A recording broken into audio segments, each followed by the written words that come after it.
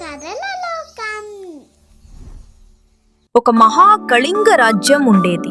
ఆ రాజ్యంలో చిన్నదైన కాని అందమైన గ్రామం చంద్రగిరి. ఆ గ్రామంలో చంద్రిక అనే అమ్మాయి నివసించేది. చంద్రిక సూరయ్య కుమార్తె. పేదరికంలో పుట్టినా కాని తన తండ్రిని చాలా బాగా చూసుకునేది. ఒకరోజు సూరయ్య అనారోగ్యం పాలై మంచం పట్టాడు. తండ్రి బాధ చూడలేక చంద్రిక కన్నీరు మున్నీరైంది. అమ్మా, నీ తండ్రి శరీరం బలహీనంగా ఉంది. ఆయన విశ్రాంతి తీసుకోవాలి. కానీ కోలుకోవటం అంత సులభం కాదు. నీ తండ్రి ప్రాణాలు కాపాడాలంటే ఒక్క మార్గమే ఉంది మండవ్. సంజీవని మూలిక.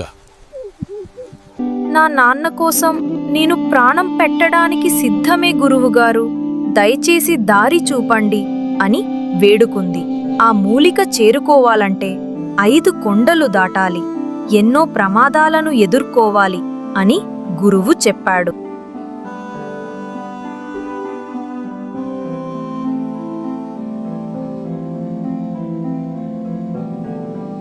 వద్దమ్మా, నా కోసం నీ ప్రాణం పణంగా పెట్టకు. నాకేమీ కాదు నాన్న, మీరు ధైర్యంగా ఉండండి. అడవిలోంచి సాగిపోతూ గంటల తరబడి నడిచిన తరువాత చంద్రిక మొదటి కొండ దాటి 2వ కొండ దగ్గరకు చేరుకుంది. 2వ కొండ దగ్గరకు వెళ్ళాలి అంటే పెద్ద వాగు ఒకటి దాటాల్సి ఉంది. దాన్ని చూసి అయోమయంతో నిలబడిపోయింది చంద్రిక. ఆలోచించి చాకచక్యంతో పక్కనున్న చెట్ల వేరులను ఉపయోగించి వాగును దాటింది. దారిలో నడుస్తూ ఉంటే ఒక అన్యుడు ఎదురయ్యాడు. "నువ్వెవరు? ఈ దారిలో ఎందుకు వస్తున్నావు?" అని అతను ప్రశ్నించాడు. నా పేరు చంద్రిక. నా తండ్రి ప్రాణాల కోసం ప్రయాణిస్తున్నాను. నువ్వు ఒంటరిగా ఉంటే నాతో రా, ధైర్యంగా ఉంటుంది. ముందుకు వెళ్ళగానే ఒక మదగజం కోపంతో దూసుకొచ్చింది. భైరవ గమనించి ఖడ్గం తీయబోయాడు.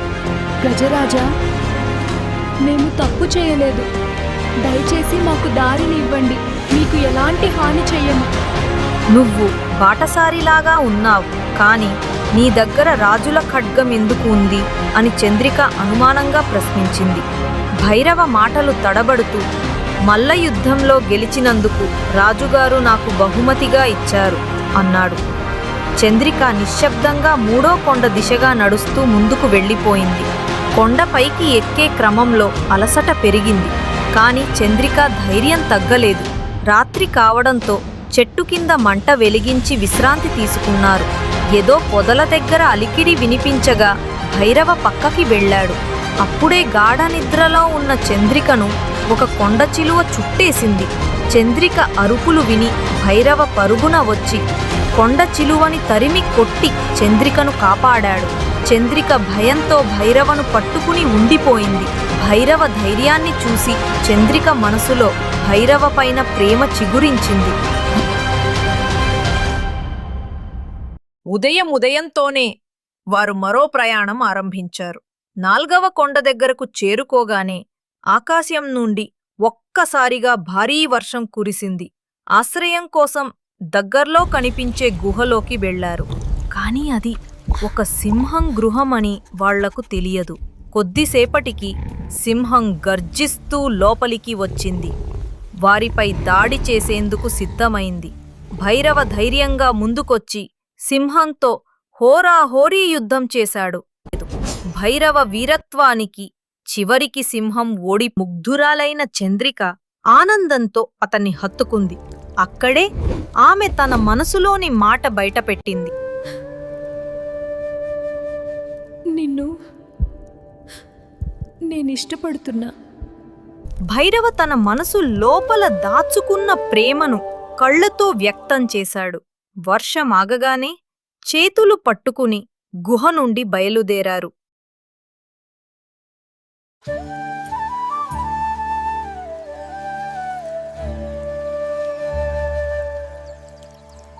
చివరి కొండకు చేరుకోగానే సంజీవని మూలిక ద్వారం వద్ద దేవదూతలు నిలిచారు.